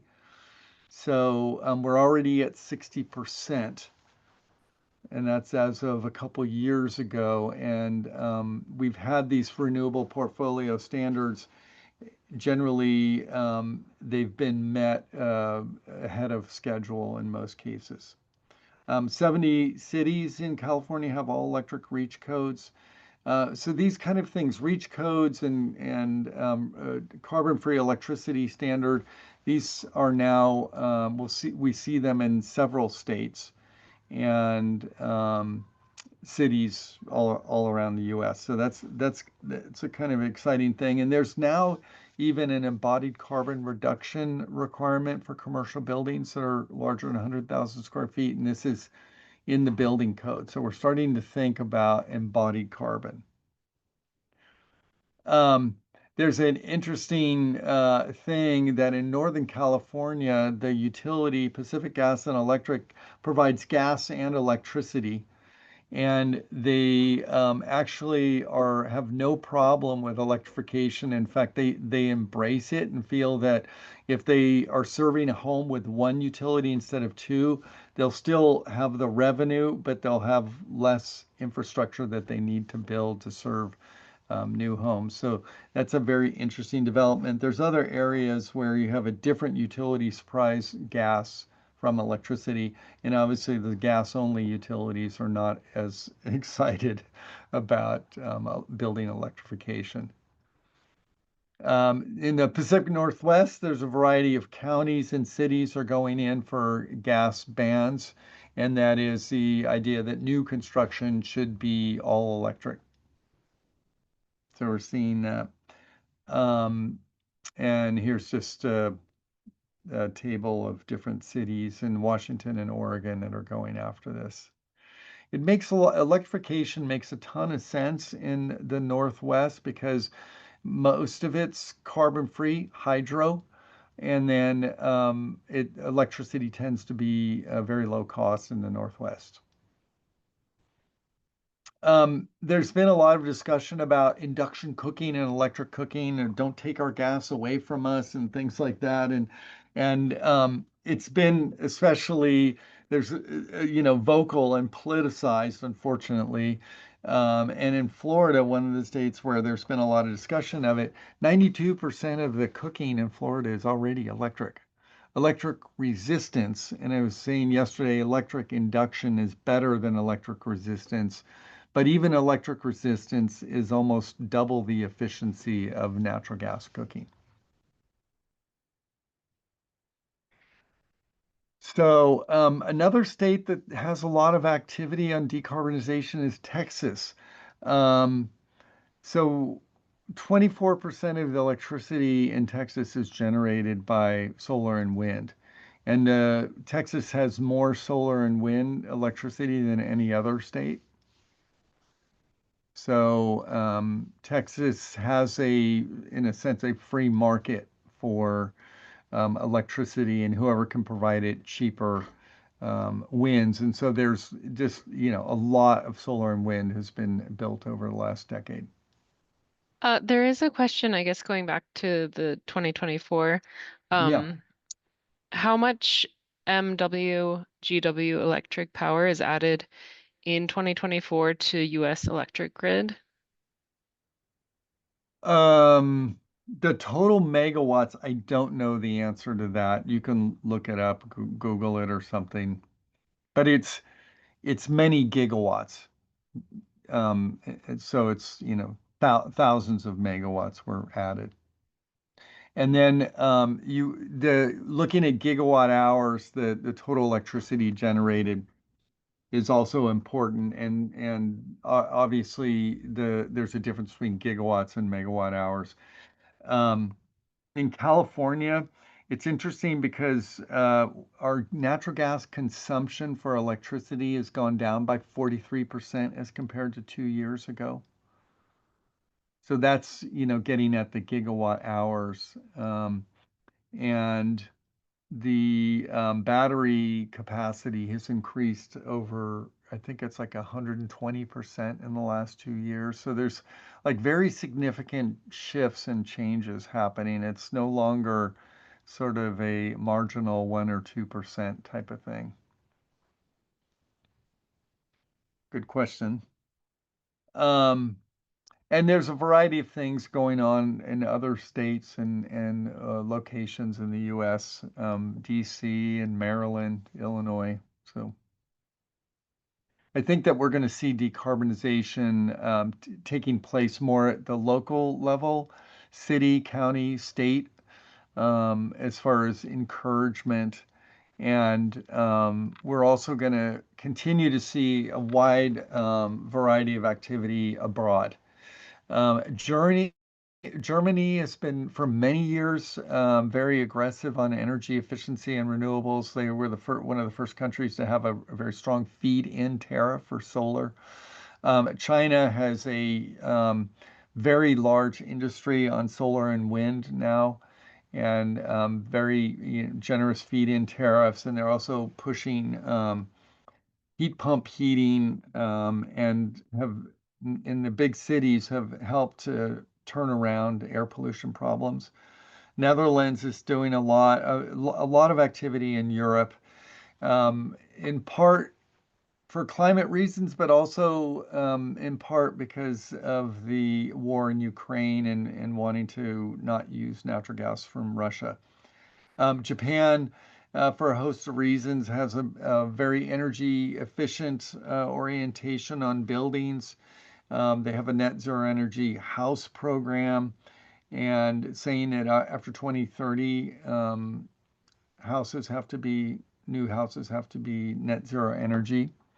Australia is also really big on renewables and efficiency. They have, I think, the largest renewable percentage of a country or something like that. But they have rooftop solar incentives, nationwide energy rating system, electrification incentives. So Australia is doing a lot.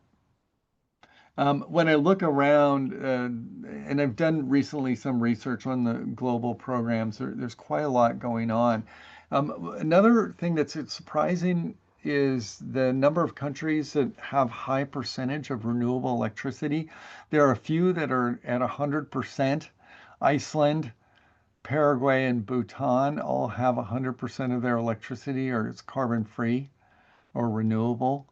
There's quite a few countries that are in the 90 to 99% range, and then quite a number in the 80 to 90% range. And I did just for the space on the slide here, I did cut some out, so there's more than what are listed these on this slide. So Kenya is an interesting one that they have a lot of geothermal electricity as well as hydro. And they're at somewhere in the 88 to 90% renewable energy. Costa Rica, Switzerland, France, there's Norway. There's a lot of countries that are now doing this and showing the way. So it's pretty exciting. Okay, So switching gears a little bit, I also want to give you a sense that the heat pump market, heat pumps being a critical part of decarbonization, is really growing. And there's lots of looking backwards, what's happened in the heat pump market, and as well as looking forwards. Generally, heat pump market has been growing very rapidly and is expected to continue to grow rapidly. One of the things that sorry.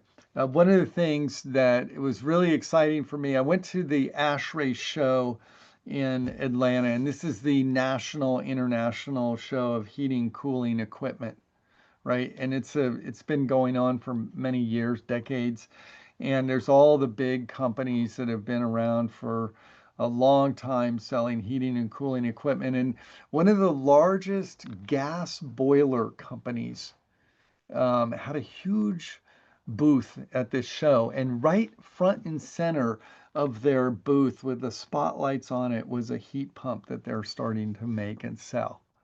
And so I think that when you see the big gas boiler companies starting to realize like heat pumps are a big market, and that they're not in the business of selling gas boilers, they're in the business of selling heating systems.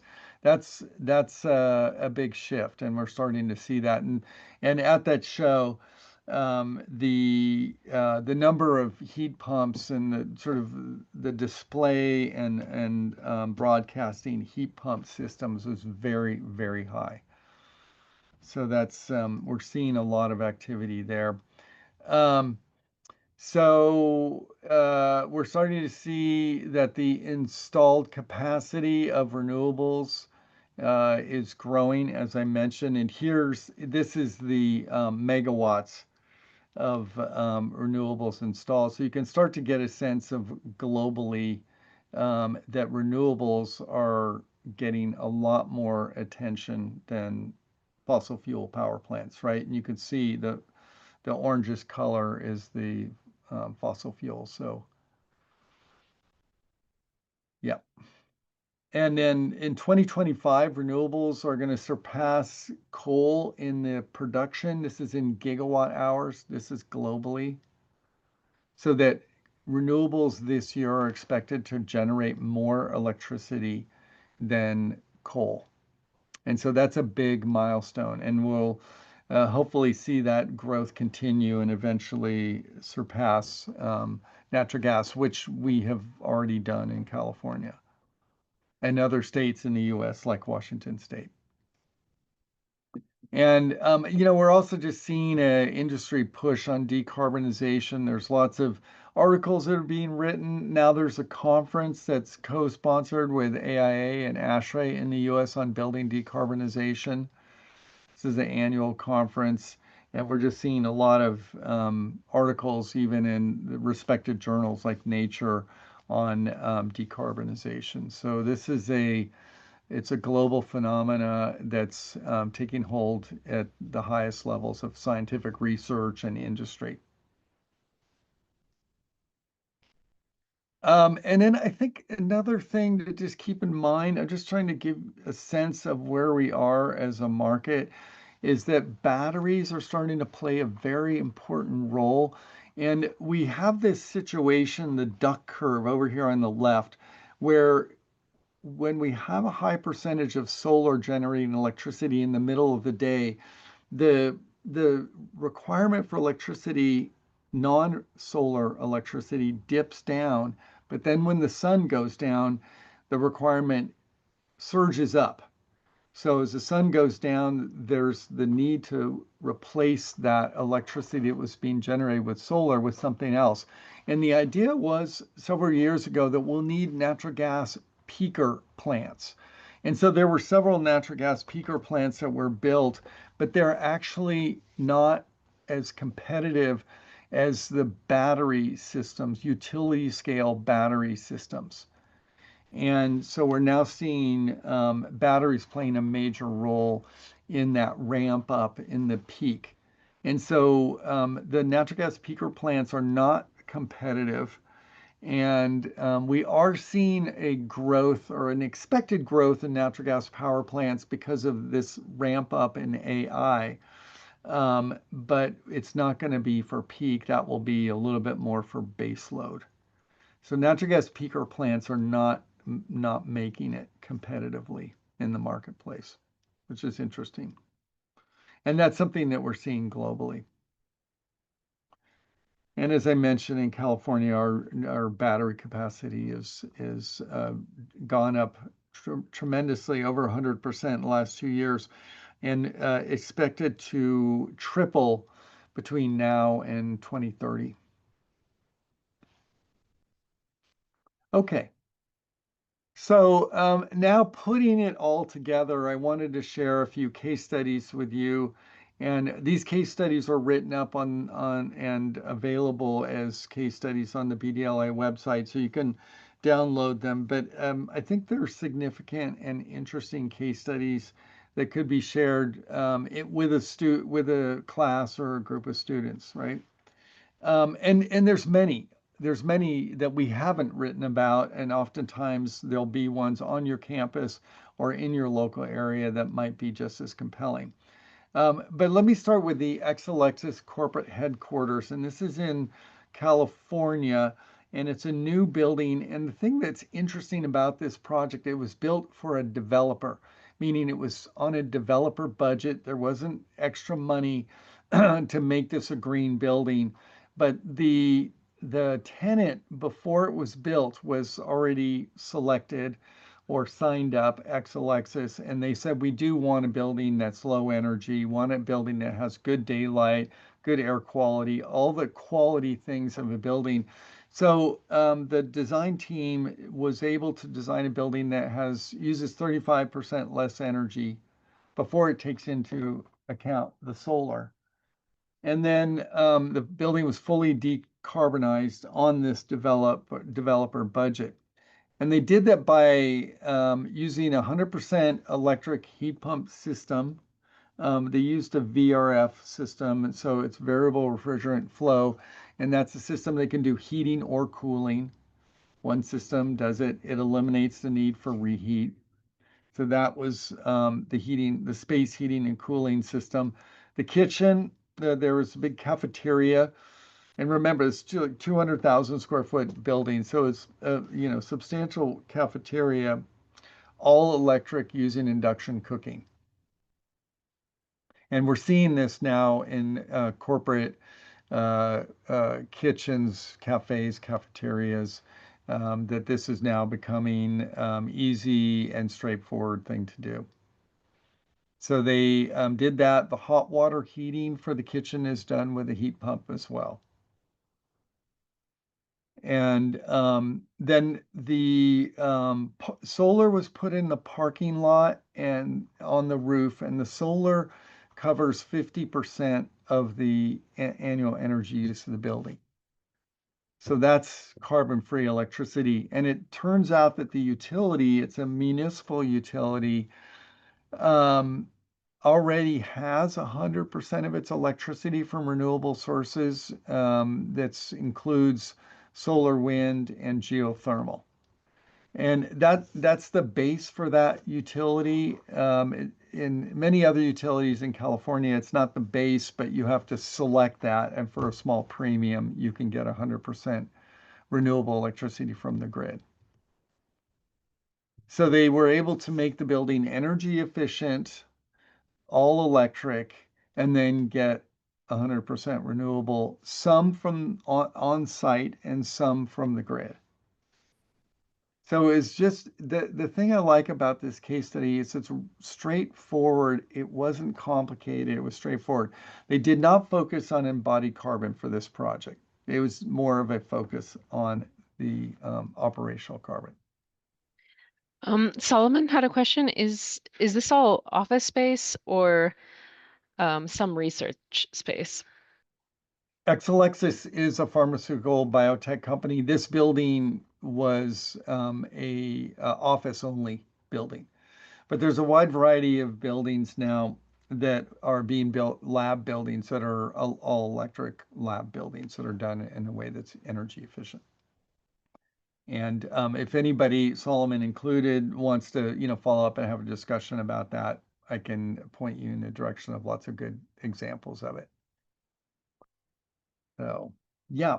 The next case study I wanted to share with you is the AIA, American Institute of Architects headquarters building in Washington, D.C. And it's a pre-existing building that was built in the 70s in the brutalist style. This is what it looks like before the renovation. The renovation is ongoing as we speak and should be completed in the next 6 months or so. So this is, just a few blocks from the White House. It's in the center of Washington, D.C. Um, so it's a significant and important building. The approach on this building was to first make it energy efficient. And they did a reasonable things on the energy efficiency, upgrade all the lighting. They are changing the glass because the glazing system was failing. Single pane glazing, dark glass from the 70s. It will be replaced with a double low E glazing that will bring in more daylight, but also block out the heat or hold the heat in the winter, depending on the season. So those things were done, and then and a variety of other things, insulation in the walls. The building was built without insulation, and then electrification. The building has natural gas steam boilers. They will be replaced with hot water heat pumps that are placed on the roof that make hot water for the building. And then, last but not least, they'll buy renewable electricity from the grid. And they're going to put some solar on the roof, but it only will, because it's a 7, 8 story building, it will only capture 5 to 10% of the use of the building. So there's a program from Pepco, the utility in Washington, D.C., where you can select your generation, and they're selecting the Clean Choice Energy Company generation. It's 100% solar and wind. And then all their electricity will be carbon free. So they have carbon free electricity on a efficient building that's been electrified. So that's the operational carbon. For the embodied carbon, very interesting. They did spend time thinking about embodied carbon. And the first thing that they did is they reused the building. They did have an option of building a new building further outside of town, and they did look at that seriously. But for a variety of reasons, including expense, they decided to do the renovation. It also turns out that reusing the building or renovating it allows them to reduce embodied carbon compared to a new building by 75%. So that alone. Now, then when they were looking at the materials that they were selecting, the glazing, the interior finishes, furniture, all those things, they selected low embodied carbon. So they were left with some embodied carbon of the new glazing and the new shading system and the new landscaping and such. There is still some embodied carbon left over. So what they did was they purchased solar panels and donated them to Habitat for Humanity in Northern Virginia and Washington, D.C., who installed with their labor. They installed the panels, and then Habitat for Humanity purchased all the wiring and all the other accessories. But the deal was is that AIA was going to be able to claim all the carbon savings. So those homes that would have bought electricity from the grid, the normal average electricity, which has carbon, fossil fuel generated electricity, that's going to be avoided. And all that avoided carbon will go to the AIA to offset the embodied carbon of the materials that they did put into the building. So they did that, and it added up to like 100 homes worth of solar, and that's being installed again as we speak. So I think it not only is it a good project for offsetting the embodied carbon, it also results in low or no energy bills for the people whose homes that the solar is being put on. So it benefits the local community as well as addresses the embodied carbon. So I think it's a very creative solution to the embodied carbon issue. And here's just a graph of it. Before the offset project, the 75%, 76% savings, and then with the offset project, they're able to get down to 100% offset. So, or reduction compared to a new construction. And then I just wanted to end with a case study of Infosys, which is a tech company in India that has been going after low energy buildings for the last 15 years or so. This is a company that has 300,000 employees, like very big tech company and 40 million square feet of offices. And they've built a lot of buildings. And 15 years ago, they started on a journey to try to understand how can they design low energy buildings. And they started by doing radiant in-floor cooling systems and have tried a wide variety of things and measured them very carefully. And they now are designing buildings that use radiant cooling ceiling baffles and very good building envelopes, shading, good glazing, good orientation, good massing, good daylighting, good lighting. They're doing all the efficiency things right. And then what they have found, because of the building being more efficient, that the cooling systems that they're installing are half as big or less than what would be installed in a normal building in India or in the US. And when I go and look at their buildings, I'm always shocked. I'll see a million square foot building with a tiny cooling system. I'm like, where's the rest of the cooling system? This is it, and it's just so much smaller than what a typical building would be in let's say Houston or Miami, which would be a similar climate, right? So they have overall they have reduced their energy consumption by 55% when you look at it as a per employee, and they have saved $200 million in energy bills.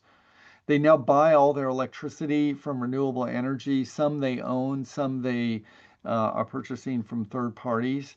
And they're now going after embodied carbon. And they use metrics of what's the embodied carbon, CO2, kilograms of CO2 per square meter. And all their buildings are benchmarked based on that. And they're starting to drive down the embodied carbon in the new buildings that they're building. So very aggressive and well thought out program that's had stunning results. I don't know of any other large corporation globally that's had as strong results as they have had. So very encouraging. We have lots of case studies on the website. Here are a few, including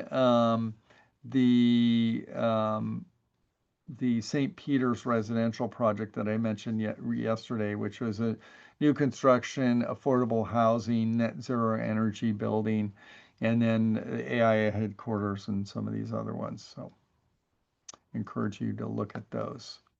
Okay. All right. So let's talk a little bit about some of the teaching tools and methods. I would encourage you to go to our website, bdla.stanford.edu, and you can see all the things that are there. We do have case studies, presentations that I mentioned yesterday are free, and they're all editable. You can take them, delete slides, just copy over, change the formatting, whatever you want. And then lots of videos. Some we've created, some are linked to other good videos that describe different elements of building decarbonization. And then we have quizzes and exercise samples and reading and reference material. So lots of good information. And here's just a list of some of the slide presentations that are available for downloading. So yeah.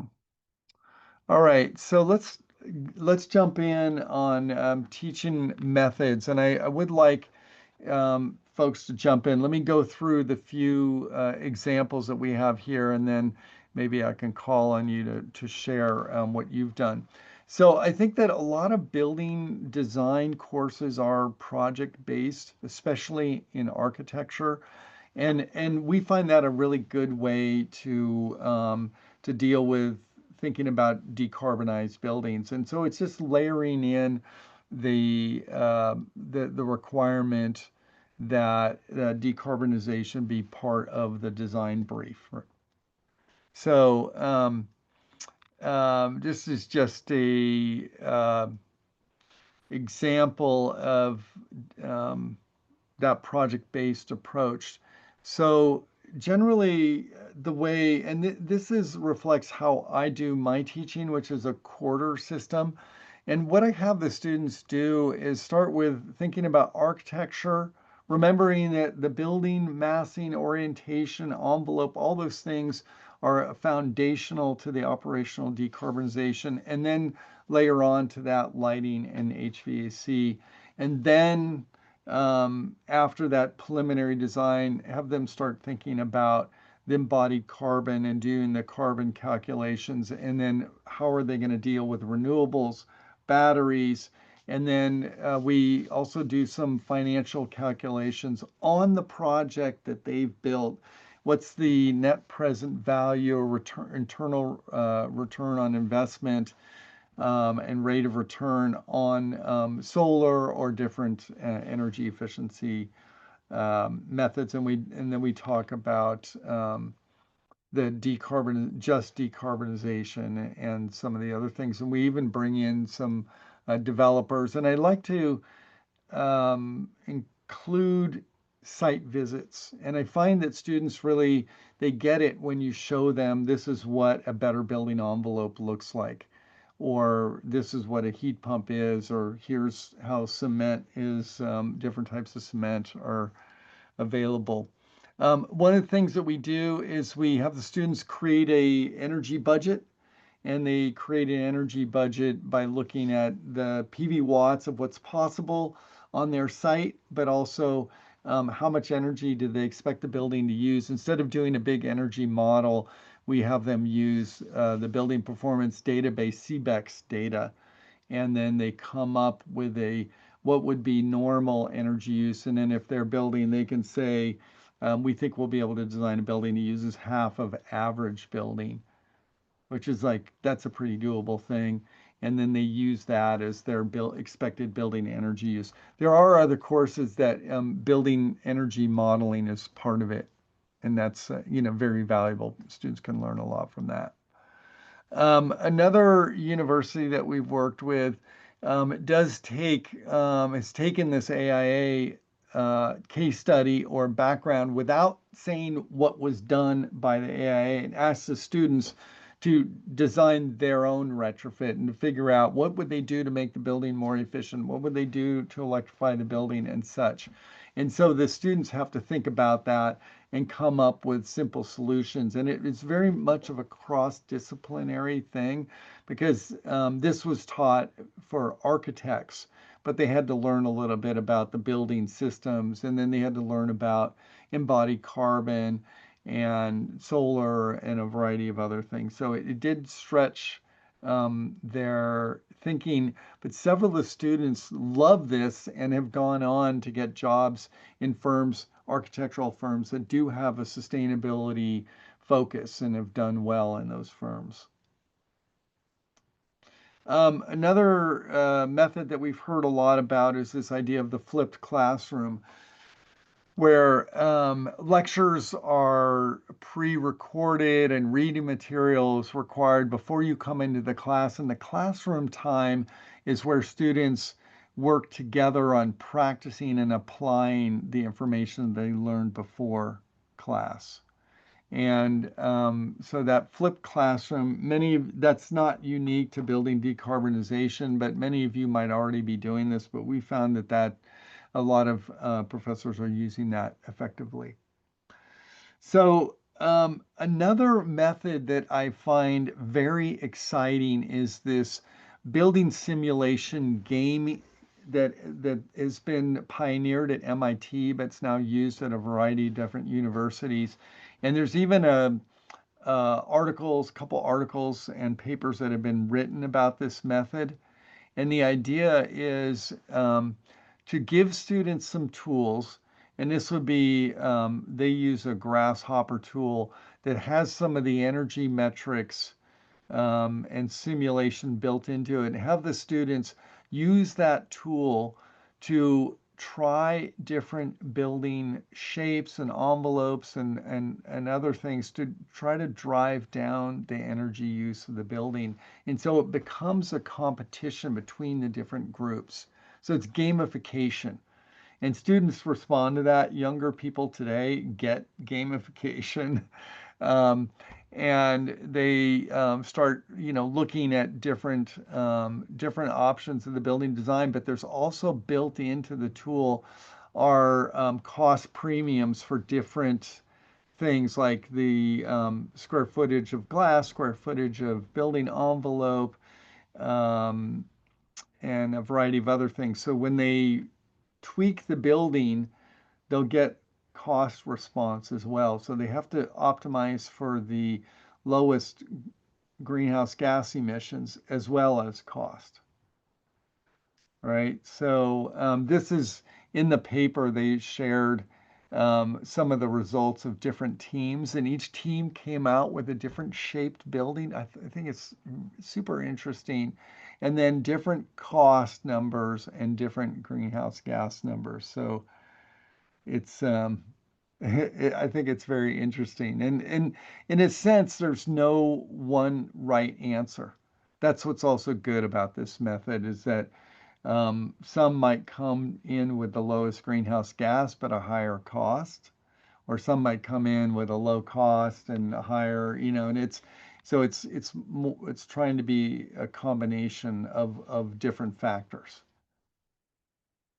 So I do really like that one. And then I mentioned this idea of the capstone project method that's used at North Carolina A&T Architectural Engineering Program. And that's where in the junior year, students take courses on different building systems, engineering systems, so HVAC, electric structures, and they're taught in those classes about decarbonization. So decarbonization is woven into the class. So when you're learning about heating systems, they talk about, well, there's also heat pumps are available, right?